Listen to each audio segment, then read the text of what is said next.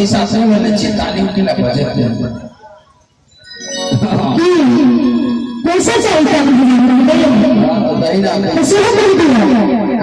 हम दूल्हा करने माता रानी से ढेर पैसा दीजिए बोला नंबरी निकाल के दे दे देखी दे 1 घंटा से कम ताली बना इन्हें ताली के साथ अच्छा विष्णु जी आए तो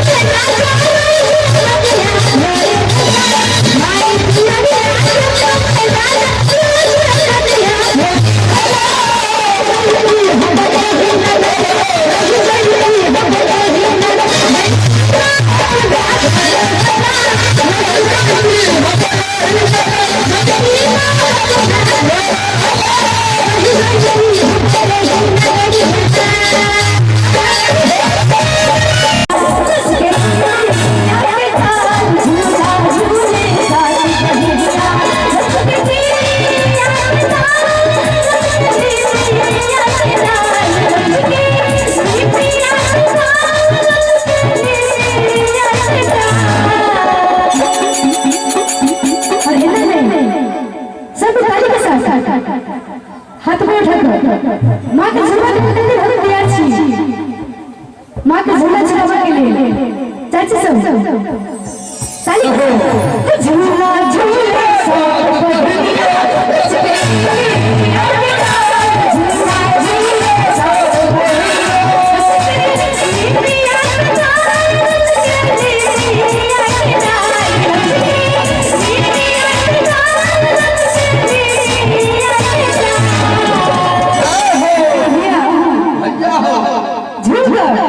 और माँ के झूला चलावा के लिए झूला झूले साथ बहिया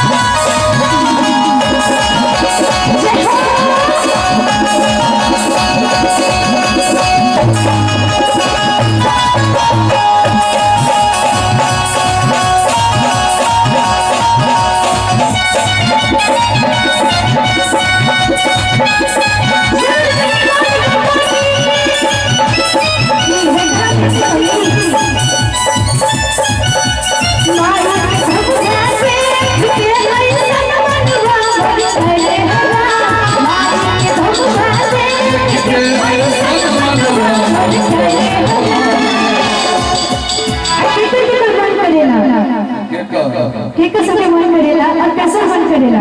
आई जरा मोबाइल वाला तोरो मन करे किनका सबके मन करिए नहीं करे छे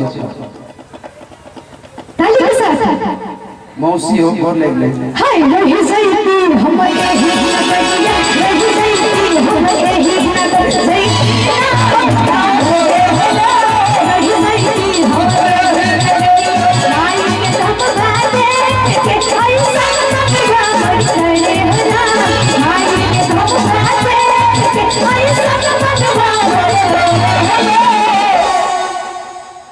और करीब भैया से सिर्फ कैमरे से चलाओ कैसे वही में तो दोनों होई ऐसे वैसे देखला से कुछ ना होई चश्मा लगा ले और चाचा जी